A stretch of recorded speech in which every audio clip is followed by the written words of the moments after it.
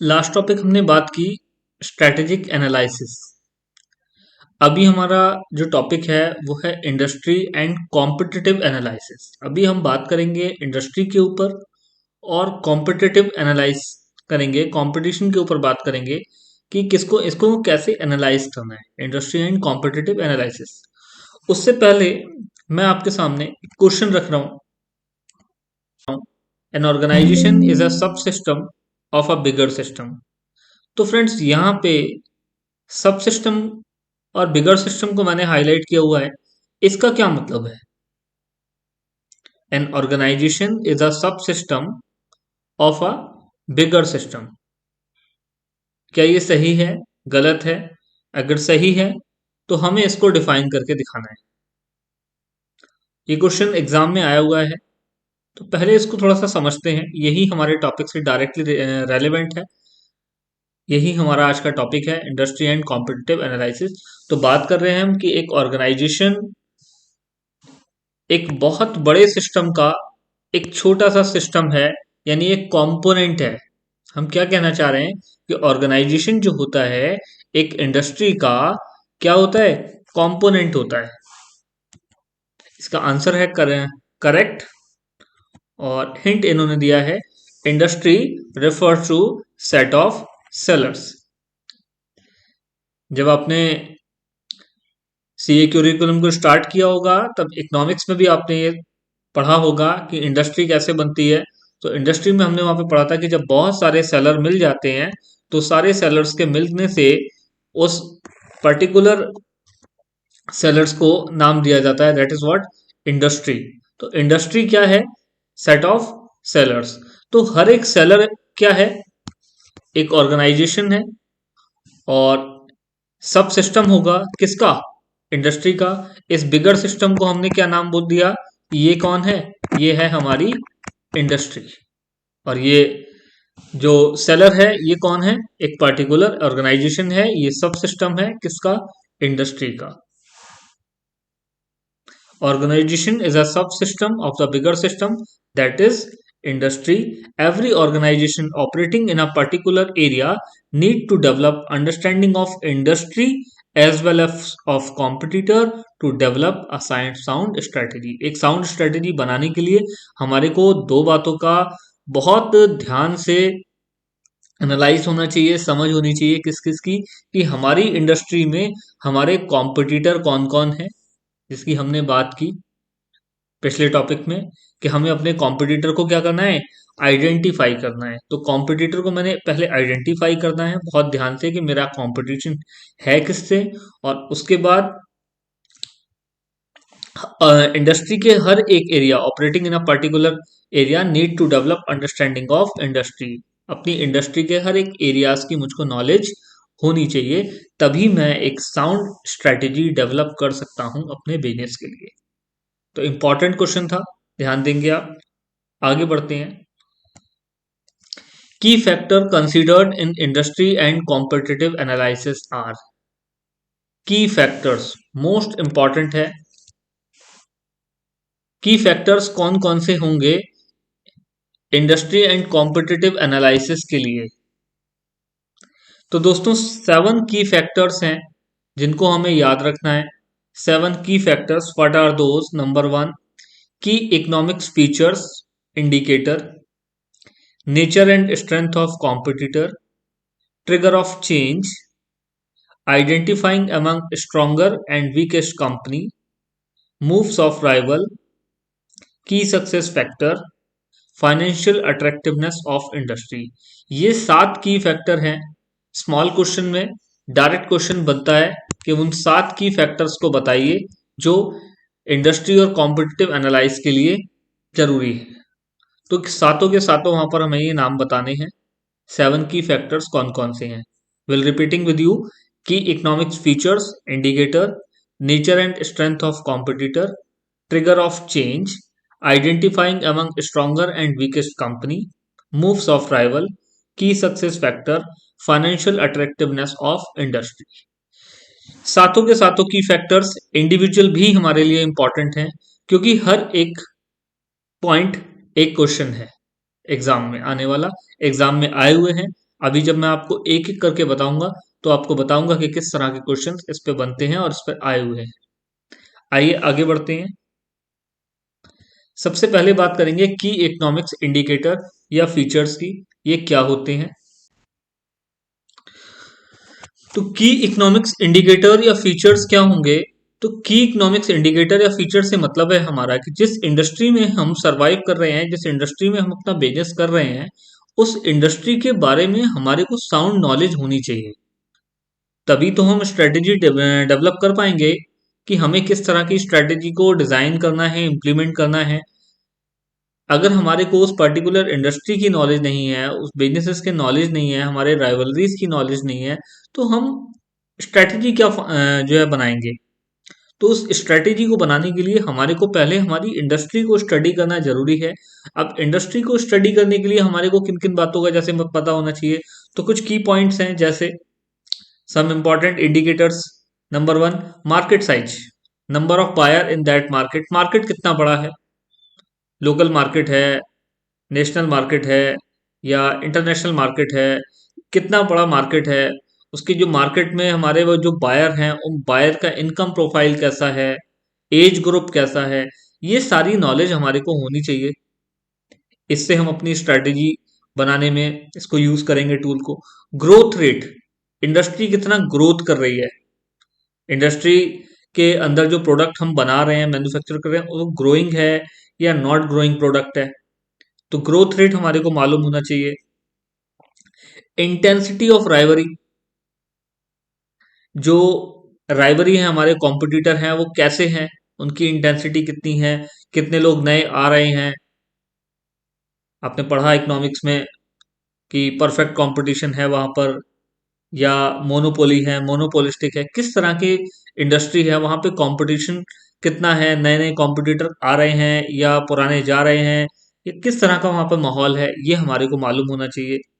उसके बाद profit level of industry, industry के अंदर जो हम प्रोडक्ट बना रहे हैं, जो हमारा प्रोडक्ट है, उसका प्रॉफिट कैसा है, प्रॉफिट की परसेंटेज उस पर किस तरह की है, प्रॉफिट आगे बढ़ने के चांसेस हैं, गिरने के चांसेस हैं, डिमांड सप्लाई, ये सारी चीजें हमारे को पता होना चाहिए। Fix cost required to enter industry, ये एक इंपॉर्टेंट पॉइंट है। Fix cost required to enter industry, जो हम प्रोडक्ट बना रहे हैं उस तरह की यूनिट लगाने के लिए किस तरह की फिक्स कॉस्ट रिक्वायर्ड है। यहाँ पर फिक्स कॉस्ट से मतलब क्या है कि अगर मैं आज एक फैक्ट्री खोल के बैठा हूँ, एक प्रोडक्ट बना रहा हूँ, मेरी एक कंपनी है, अगर कोई और सोचता है कि मैं भी सेम प्रोडक्ट बनाऊं, तो उसको कितने से स्टार्टिंग करनी पड़ेगी, कितनी कॉस्ट लगा के। अगर 100 करोड़ रुपए की कंपनी होगी तो लोग कम आएंगे, और अगर 10 लाख रुपए से धंधा स्टार्ट कर सकते हो तो लोगों के आने के चांसेस क्या हो जाएंगे, ज्यादा होंगे, क्योंकि कॉस्ट कम है इंडस्ट्री लगाने के लिए। तो यहाँ पर हमारे को ये भी इंपॉर्टेंट है कि फिक्स कॉस्ट कितना लग रहा है। अगर कोई बड़ा कैपिटल अमाउंट लेकर आएगा तो जाने के भी चांसेस कम है, वो अपने धंधे को सेट करने के लिए पूरी जी तोड़ मेहनत करेगा। अगर कॉस्ट कम होगी तो एंट्री भी और एग्जिट भी ज्यादा होंगे। अगर कॉस्ट ज्यादा है तो एंट्री भी कम होंगी और एग्जिट के चांसेस भी कम होंगे। तो ये भी मैटर करता है कि फिक्स कॉस्ट कितनी लग रही है जिस धंधे के अंदर हम हैं। तो ये कुछ पॉइंट थे जो कि इकोनॉमिक्स इंडिकेटर या फीचर्स हैं, इनको हमें पता होना चाहिए जिस इंडस्ट्री में हम हैं। तो सबसे पहला हमारा हो गया की इकोनॉमिक्स इंडिकेटर या फीचर्स। बात करेंगे नंबर 2 की, nature and strength of competition.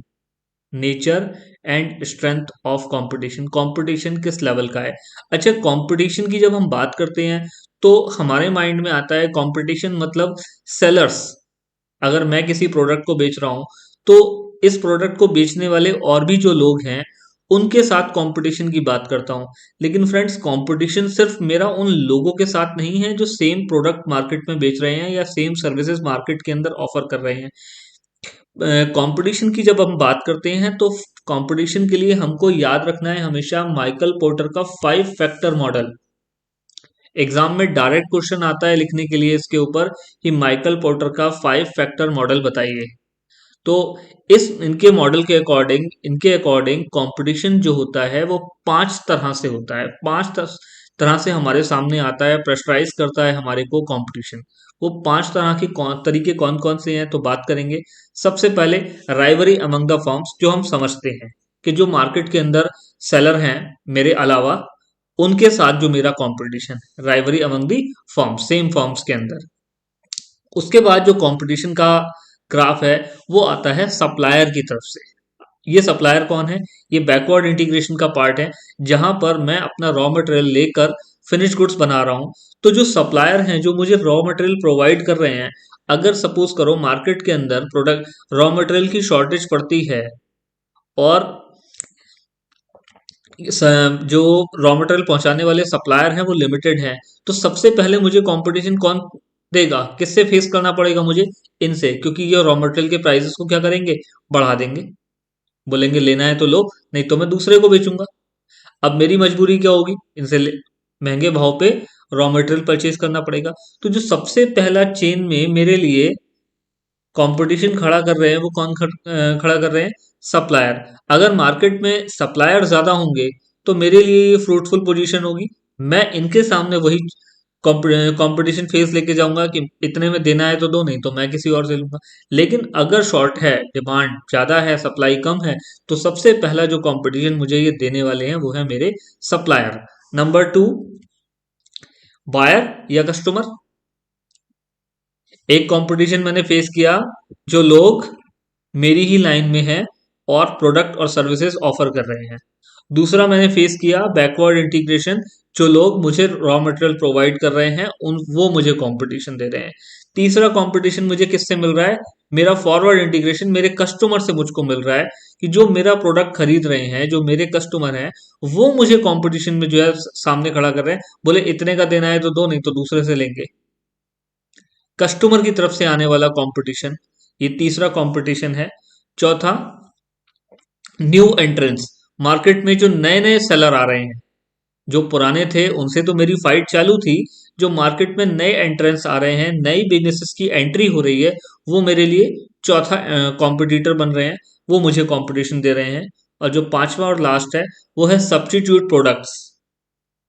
ऐसे प्रोडक्ट जिनको मेरे प्रोडक्ट की जगह पर यूज किया जा सकता है, वो भी तो मुझे कंपटीशन में जो है लेके आ रहे हैं, मेरे लिए क्या कर रहे हैं? कॉम्पिटिटिव पोजीशन खड़ी कर रहे हैं। अगर मैं टी सेल कर रहा हूँ या मैं कॉफी सेल कर रहा हूँ, तो कॉफी और टी आपस में क्या है? सब्स्टिट्यूट प्रोडक्ट हैं, हमें मालूम है। डीजल पेट्रोल, पेट्रोल वाली कार, डीजल वाली कार, अब इलेक्ट्रिक कारें, तो ये सब क्या है? सब्स्टिट्यूट प्रोडक्ट हैं। तो ये हमारे लिए सब्स्टिट्यूट प्रोडक्ट्स की तरफ से आने वाला कंपटीशन है। माइकल पोर्टर का 5 फैक्टर मॉडल इसी पे बेस है। डायरेक्ट क्वेश्चन लिखने के लिए इस पे आता है, आप इसको जरूर जरूर जरूर रट के जाएं कि 5 फैक्टर कौन कौन से हैं जिनसे हमें कंपटीशन आता है। तो मैंने आपको रिपीट कराए, सबसे पहले राइवरी अमंग फर्म्स, उसके बाद सप्लायर, फिर कस्टमर, फिर न्यू एंट्रेंस, और उसके बाद सब्स्टिट्यूट प्रोडक्ट्स। तो उम्मीद करूंगा आपको ये रट गया होगा। आप इसको बार बार रटेंगे, बार बार पढ़ेंगे, बार बार समझेंगे और एग्जाम में अच्छे से लिख के आएंगे। तो nature and strength of competition पे हम बात कर रहे थे, तो हमने बात की कि 5 तरह के हमारे कॉम्पिटिटर हैं, फैक्टर हैं जिनसे हमारे को कंपटीशन देखने के लिए मिलता है। It is essential for any firm to understand competitive environment of industry to devise and effective strategy. Strategy, एक अच्छी स्ट्रैटेजी बनाने के लिए हमें अपने सारे फैक्टर्स को अंडरस्टैंड करना होगा, सारे फैक्टर्स को समझना होगा, तभी हम एक साउंड स्ट्रैटेजी, इफेक्टिव स्ट्रैटेजी बना सकते हैं। Competitive pressure may vary from industry to industry, but process of competition is always same. जो प्रेशर है कंपटीशन का वो वेरी करेगा इंडस्ट्री टू इंडस्ट्री, लेकिन जो नेचर ऑफ कंपटीशन होगी वो हमेशा क्या रहेगी? सेम रहेगी। कंपटीशन कम ज्यादा हो सकता है, लेकिन कंपटीशन की नेचर में कोई चेंज नहीं होगा। So as a standard framework that is 5 factor model of competition analysis given by Michael Porter can be used to analyse competitive environment. तो उम्मीद करता हूं आपको समझ में आ रहा होगा। उसके बाद फ्रेंड्स, तीसरा टॉपिक है हमारा trigger of change. Trigger of change क्या है? Trigger of change are basically prime input of change in and industry. शुरुआत में भी हमने बात की कि बिजनेस का जो एनवायरनमेंट होता है वो डायनेमिक होता है, वो एवर चेंजिंग होता है, कभी भी टिकता नहीं है। अगर कोई बिजनेस ये सोच के बैठा है कि अब मुझे कुछ भी एडिशन या न्यू करने की जरूरत नहीं है, जैसा है वैसा ही चलता रहेगा, तो ये उसकी सबसे बड़ी गलतफहमी है। बिजनेस में हमेशा चेंजेस आते रहते हैं। तो बिजनेस में जो चेंज आ रहा है उसके जो चेंज का टाइमिंग है that is called trigger of change. तो वो टाइमिंग क्या है उसकी हमें बात करनी है। In every industry there are lot of factor changing continuously. Industry is characterized by change which force organisation to respond. अब देखिए चेंजेस तो मार्केट के अंदर आ रहे हैं और कंटिन्यू आते रहेंगे। अब हमको ये डिसाइड करना है कि मार्केट में हमको किस तरह की पोजीशन में रहना है। हमें लीडर बन के मार्केट में रहना है या हमको मार्केट में हमेशा डिफेंड करना है अपने आप को हमेशा बचाना है। अब आपने ये डिसाइड करना है कि अगर आपने मार्केट में लीडर बनना है तो लीडर बनने के लिए आपको मार्केट को लोगों से पहले अपने राइवरी से पहले कुछ नया देना होगा। प्रोएक्टिव स्ट्रैटेजी को आपको फॉलो करना होगा। कौन सी स्ट्रैटेजी? Proactive strategy. मार्केट में हमेशा आपको कुछ नया देना होगा और लीडर की पोजीशन में अपने आप को बनाए रखना होगा। अगर मार्केट में आप कुछ नया दे रहे हो तो सामने वाले आपको रिस्पॉन्ड करेंगे और अपने आप को डिफेंड करेंगे। वो डिफेंड करेंगे अपने आप को और आप लीडर बने रहोगे। और अगर आप टाइम पर नया नहीं दे पा रहे हो तो सामने से नई नई चीजें आएंगी। और अगर आप चाहते हो कि आपकी भी मार्केट में जगह बनी रहे तो आपको उनको रिस्पॉन्ड करना ही होगा। जो वो लेके आ रहे हैं उसके बराबर या उससे बेटर आपको देना होगा, तभी आप मार्केट में टिके रह सकते हो। ट्रिगर ऑफ चेंज हमको ये बता रहा है कि अगर आप मार्केट में रहना चाहते हो तो whether to follow proactive strategy and bring something new. If you can't, then you must have to defend yourself at least, and you have to provide something which is already in the market. Industry is characterized by change which force organization to respond. Organization trigger differ to organization to organization. Changes can be seen in industry in various stages of its life cycle. तो ये हमने समझा trigger of change. अब हम बात करेंगे driving forces trigger of change में। Driving forces कौन कौन से हैं जो चेंज करने के लिए हमको मजबूर करते हैं कि हमें चेंज करना ही होगा। Forces which are strong and create change in industry are driving force. मैंने आपको बताया कि हमको या तो प्रोएक्टिव लीडर बनना है तो प्रोएक्टिव, और अगर लीडर नहीं बनना कम से कम मार्केट में टिके ही रहना है तो डिफेंडिंग स्ट्रेटेजी के साथ आपको जाना होगा। डिफेंड करने के लिए आपको चेंज करने ही होंगे। तो वो कौन कौन से फैक्टर है जो हमें चेंज करने के लिए मजबूर करते हैं? तो देखिए driving forces are most dominant forces and cause competitive adjustment in an industry. Some of the driving forces are number one, coming of internet and e commerce. Internet और ई कॉमर्स के आने के बाद अब मार्केट का जो nature है वो पुराना नहीं रह गया है। जहां लोग जाते थे लाला जी से मांगते थे सामान और लाला जी के लड़के आके दुकान के अंदर से काउंटर पे सामान लेके आते थे और देते थे। अभी क्या हो गया है, अभी मार्ट सिस्टम में हम देख रहे हैं कि हम मार्ट में जाते हैं, खुद से बास्केट लेते हैं, सामान लेते हैं और लास्ट में काउंटर पे बिलिंग करते हैं। जैसे हमारे को ई कॉमर्स वेबसाइट पे हमारे सामने सामान ऑफर है, जो मर्जी आप खरीदो, लास्ट में अपनी मर्जी से बिल जो अपने सामान का बिल पे करो और अपना सामान घर पे आ जाता है। सिमिलरली मार्केट में ई कॉमर्स के आने के बाद, इंटरनेट के आने के बाद ये चेंजेस हमको देखने के लिए। टेक्निकल इनोवेशन, हर दिन नई नई चीजें हमारे सामने आ रही है। टेक्निकली इतना जो है आईटी साउंड और जो है स्ट्रांग हो रही है, तो उसकी वजह से भी मार्केट में जो ड्राइविंग फोर्स है वो क्या है, एक टेक्निकल इनोवेशन भी क्या है अपने आप में ड्राइविंग फोर्स बन गया है। उसके बाद मार्केटिंग इनोवेशन, मार्केटिंग की जो स्ट्रेटेजी है, सेलिंग के जो तरीके हैं, अब वो पुराने वाले तरीके नहीं रह गए। मार्केटिंग के नए नए तरीके हमारे सामने हैं। मार्केटिंग किस तरह से हो रही है, ऑफर में हम देखते हैं कि सेल है, तो मार्केटिंग की नई नई टेक्निक्स हैं, इसलिए भी हमारे को चेंज करने की जरूरत है। तो ये भी अपने आप में क्या है, ड्राइविंग फोर्स है। उसके बाद डिस्ट्रीब्यूशन इनोवेशन, डिस्ट्रीब्यूशन के जो चैनल हैं वो पूरे तरीके से चेंज हो चुके हैं, अब पुराने वाले तरीके नहीं रह गए हैं, तो डिस्ट्रीब्यूशन इनोवेशन है। तो ये कुछ फैक्टर हैं जो ड्राइविंग फोर्स कहलाते हैं किसी भी इंडस्ट्री को अपने चेंज करने के लिए, पुराने सिस्टम को, ट्रिगर ऑफ चेंज।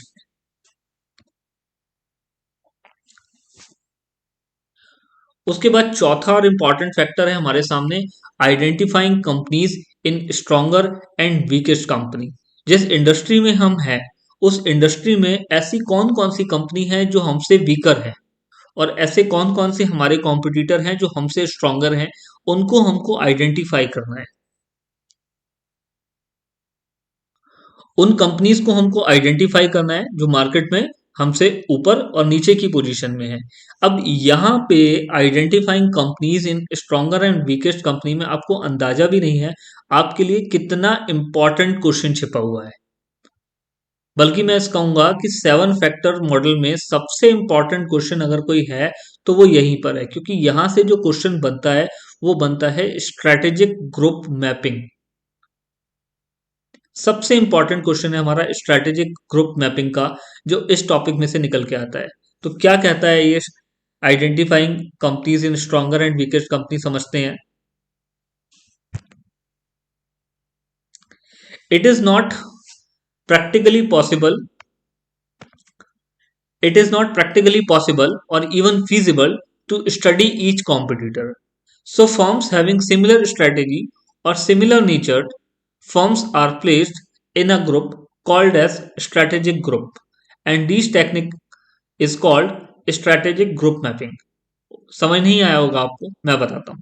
देखिए क्या होता है कि अगर मैं किसी पर्टिकुलर इंडस्ट्री में हूं तो उस इंडस्ट्री में जितने भी सेलर हैं, क्या सभी मेरे कॉम्पिटिटर हैं? फॉर एग्जाम्पल, मैं रेस्टोरेंट इंडस्ट्री में हूं। अब रेस्टोरेंट इंडस्ट्री में हूं तो क्या सारी की सारी फूड कंपनी जितने भी हैं, जितने भी रेस्टोरेंट, ढाबे, होटल हैं, क्या सारे के सारे मेरे कॉम्पिटिटर हो गए? या उनमें से भी सिलेक्टिव हैं जो मेरे कॉम्पिटिटर हैं? अब मैं रेस्टोरेंट हूं और रेस्टोरेंट में मेरा काम है सिर्फ पिज्जा सप्लाई का। तो जो पिज्जा सप्लाई करने वाली कंपनी है, रेस्टोरेंट है, वो मेरे कॉम्पिटिटर होंगे? या पूरे के पूरे रेस्टोरेंट, सारे के सारे होटल मेरे कॉम्पिटिटर हैं? दोनों ही फूड इंडस्ट्री में हैं।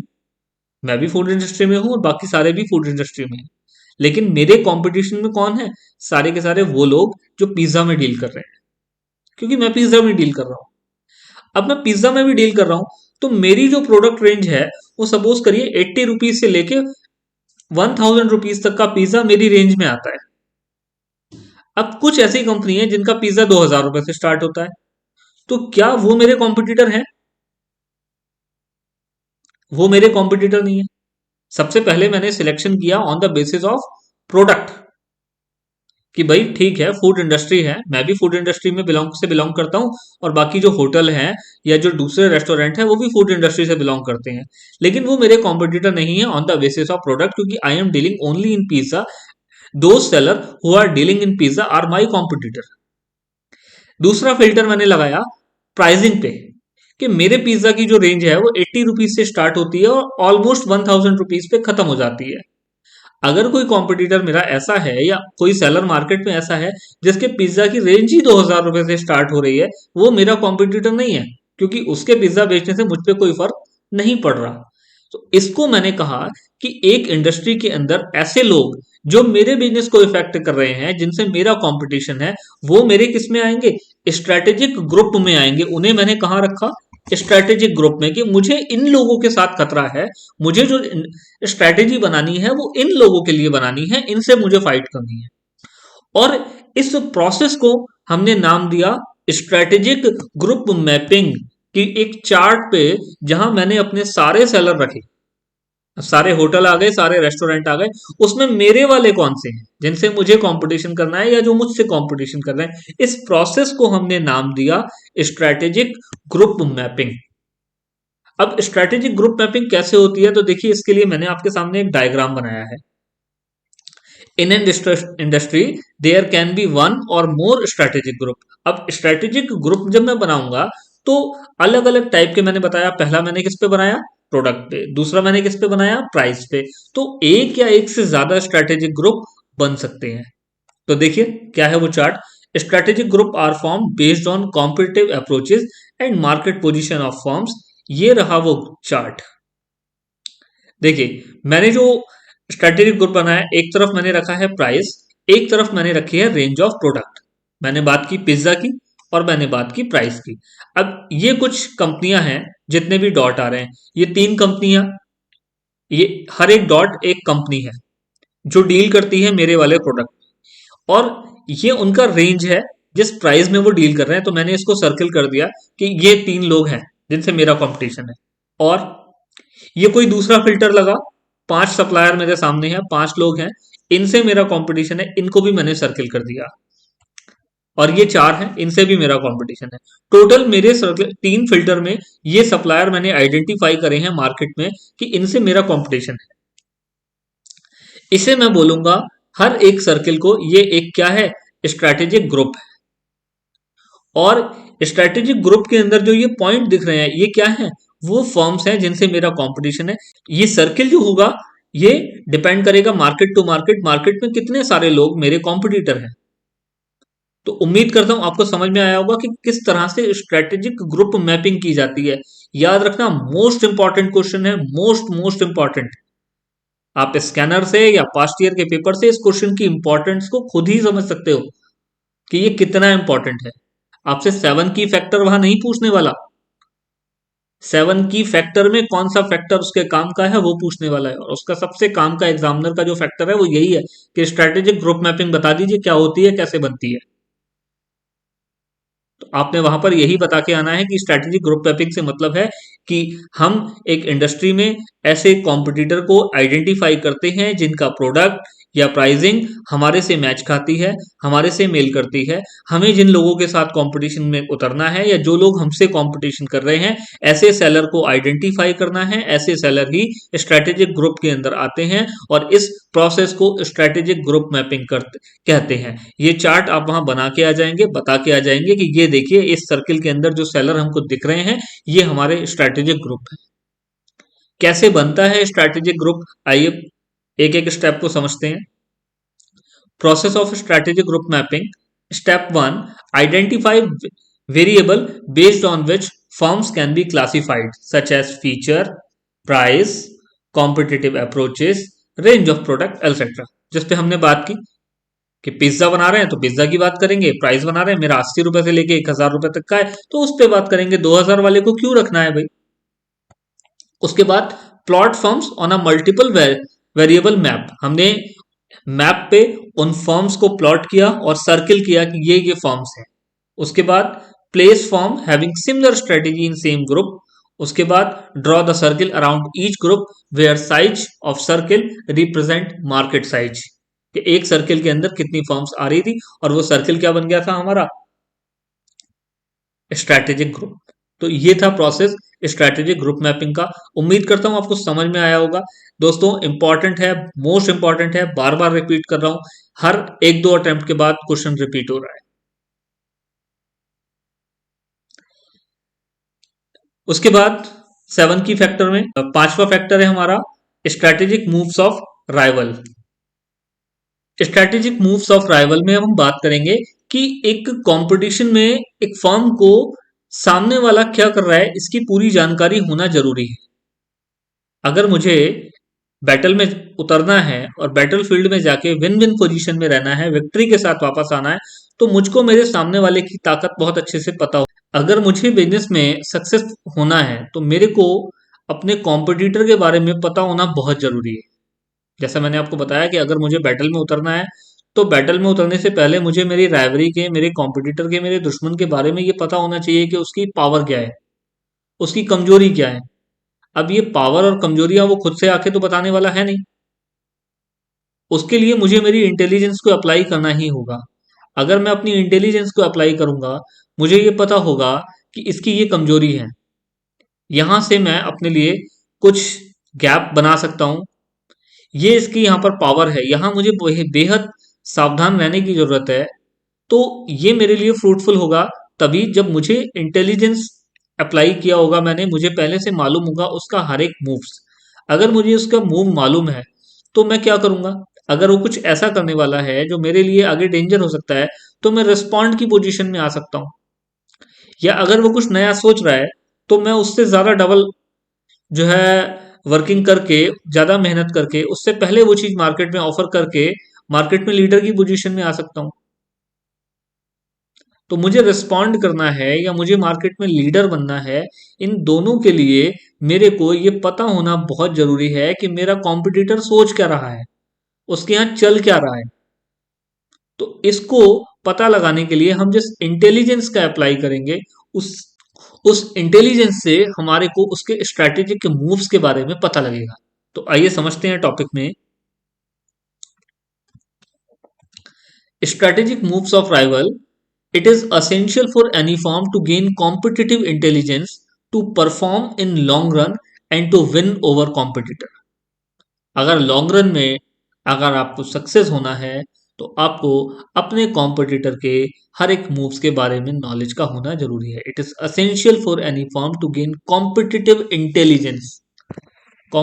Intelligence to perform in long run तक टिके रहना है तो इंटेलिजेंस का होना जरूरी है. Competitive intelligence is essential to reach at top पे पहुंचने के लिए भी एंड स्टे देयर और टॉप पे बने रहने के लिए भी. इन दोनों के लिए कॉम्पिटिटिव इंटेलिजेंस का होना जरूरी है. Competitive intelligence about competitor strength, weakness, their strategic moves, etc. helps organization to decide that whether it should respond or defend itself.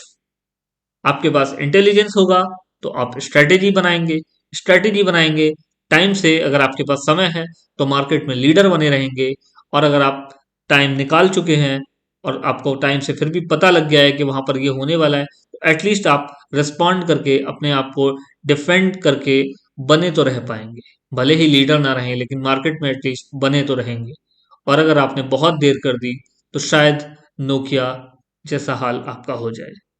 तो आपको स्ट्रैटेजिक मूव्स मालूम होने चाहिए. उसके बाद हम बात करेंगे की सक्सेस फैक्टर की. तो दोस्तों की सक्सेस फैक्टर से हमारा मतलब क्या है कि हर एक इंडस्ट्री के अंदर कुछ ऐसी बातें होती हैं, कुछ ऐसे फैक्टर होते हैं जिनका होना बेहद जरूरी है. अगर वो ना हो तो बिजनेस नहीं चल सकता, धंधे को आप नहीं चला सकते. ऐसे फैक्टर को हम बोलते हैं की सक्सेस फैक्टर. फॉर एग्जाम्पल, एक जनरल स्टोर चलाने के लिए की सक्सेस फैक्टर क्या होगा? तो सबसे मेन इंपॉर्टेंट फैक्टर है लोकेशन. अगर जनरल स्टोर ऐसी वीरान जगह पे खोल दिया जाए जहां पर दूर दूर तक कोई इंसान नहीं रहता तो क्या वो मल्टी लेवल का जनरल स्टोर चल पाएगा? क्या लोग 5 किलोमीटर 10 किलोमीटर अपनी कार से कोल्ड ड्रिंक लेने जाएंगे? या कोई सामान घर का खत्म हो गया है तो 5-10 किलोमीटर दूर भागेंगे? ये जनरल स्टोर जितना करीब होगा लोगों के उतना ज्यादा चलेगा. तो एक जनरल स्टोर के लिए बाकी सारी चीजों के साथ साथ सबसे इंपॉर्टेंट फैक्टर क्या है? उसकी लोकेशन. ऐसे ही एक आईटी कंपनी के लिए सबसे इंपॉर्टेंट चीज क्या है? Technology innovation. अगर वो लोग नई नई चीजें बना रहे हैं, नए नए सॉफ्टवेयर दे रहे हैं, नई नई टेक्नोलॉजी के साथ आपके सामने चीजें रख रहे हैं तो वो ज्यादा सक्सेस होंगे. या वो रिस्पॉन्ड पोजीशन में है, ठीक है दूसरी कंपनियां बनाएंगी तब हम भी सोचेंगे बनाने का, या वो ज्यादा सक्सेस होंगे. तो एक टेक्नोलॉजी कंपनी के लिए आईटी इनोवेशन इंपॉर्टेंट है बाकी सारे फैक्टर के साथ साथ.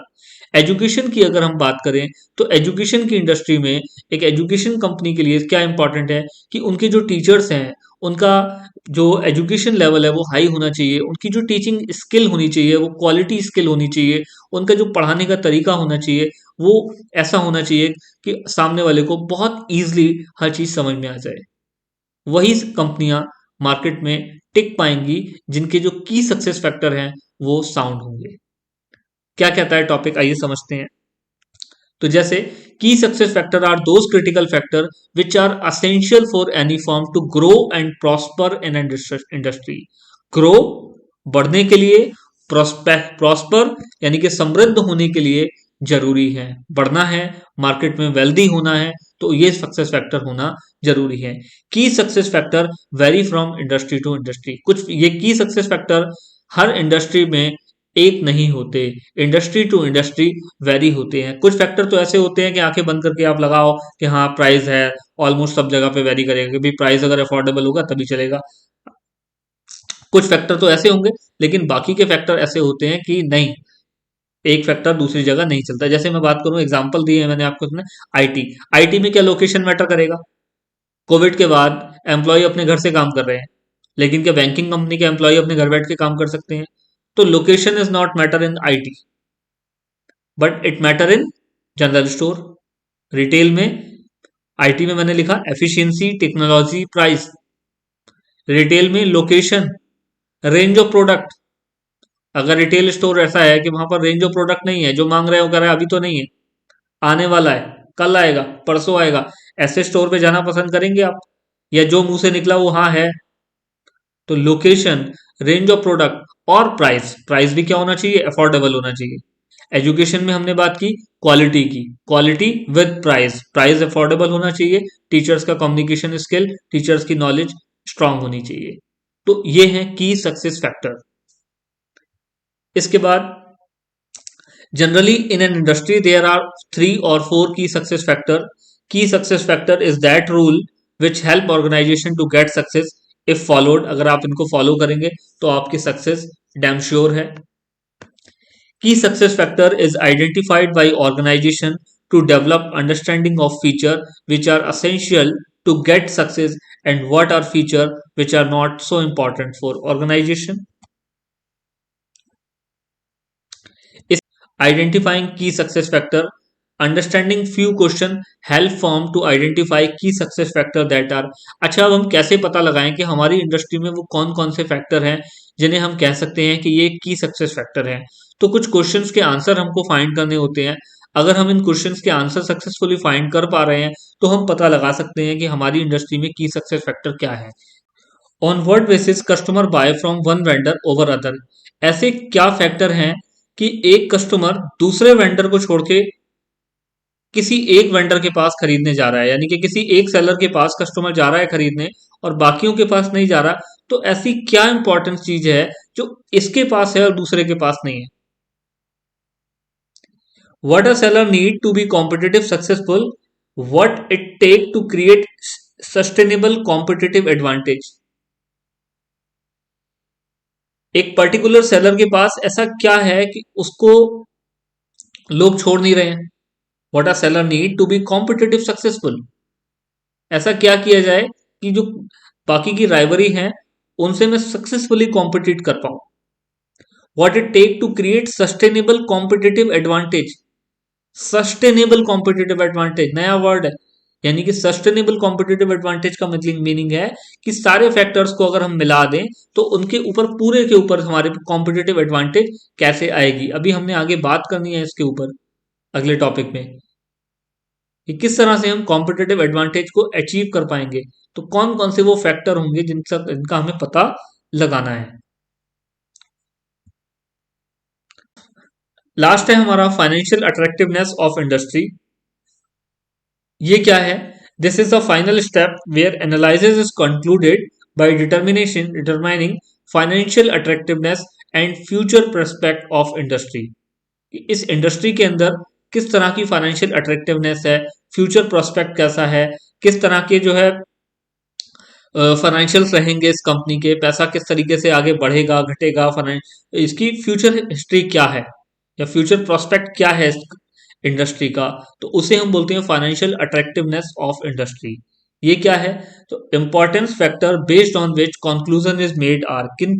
किन बेसिस पे हम किसी इंडस्ट्री की फाइनेंशियल अट्रैक्टिवनेस को निकालते हैं। तो जैसे impact of competition on profit, competition का प्रॉफिट पे क्या फर्क पड़ने वाला है फ्यूचर में, अल्टीमेटली किसको इफेक्ट करेगा, फाइनेंशियल्स को, कंपनी के। Impact of trigger of change on profit, हमने बात की चेंज करना जरूरी है मार्केट में लीडर बनने के लिए या मार्केट में डिफेंड करना है, आपको आपको ध्यान देना है। अगर दोनों में से कुछ नहीं करोगे तो क्या हो जाओगे, मार्केट में आउट हो जाओगे। लेकिन अब लीडर बनने के लिए कुछ नया करना है, इनोवेटिव करना है। इनोवेटिव करोगे तो चेंज पैसा लगेगा, डिफेंड करोगे तो भी आपको चेंज करना है। डिफेंड में थोड़ा सा लेट कर रहे हो इसलिए डिफेंड कर रहे हो, अगर पहले किए होते तो लीडर बन जाते। तो दोनों में पैसा लगेगा, पैसा लगेगा तो फाइनेंशियल्स क्या होंगे, इफेक्ट होंगे। इंटेंसिटी ऑफ राइवरी, राइवरी किस तरह की है, बात की हमने फिक्स कॉस्ट ज्यादा लगेगी तो नए कॉम्पिटिटर कम आएंगे, कम लगेगी तो ज्यादा आएंगे। तो मार्केट में किस तरह का कंपटीशन रहने वाला है, इंटेंसिटी ऑफ राइवरी क्या है। Growth potential of industry, market किस तरह की है, जिस प्रोडक्ट में डील कर रहा हूं उसकी लाइफ साइकिल क्या है, मार्केट में ग्रो करेगा या मार्केट से धीरे धीरे खिसक जाएगा। रेडियो बना रहे हो तो फ्यूचर आपको खुद ही मालूम होगा। तो ग्रोथ पोटेंशियल ऑफ इंडस्ट्री क्या है। Effect of government policy, government की पॉलिसी क्या है जिस प्रोडक्ट में हम डील कर रहे हैं, गवर्नमेंट बढ़ावा दे रही है या गवर्नमेंट रिस्ट्रिक्शन लगा रही है। Whether you are dealing in polythene or tobacco or you are dealing in solar light, it depend the financials of a product. Solar में डील कर रहे हो तो गवर्नमेंट सपोर्ट कर रही है, पॉलिथीन में डील कर रहे हो तो हर दिन बैन लग रहे हैं। तो गवर्नमेंट की पॉलिसी भी आपके प्रोडक्ट पे क्या है, इसका इफेक्ट होता है। तो ये थे दोस्तों 7 की सक्सेस फैक्टर किसी इंडस्ट्री में, इंडस्ट्री एंड कॉम्पिटिटिव एनालाइज के लिए।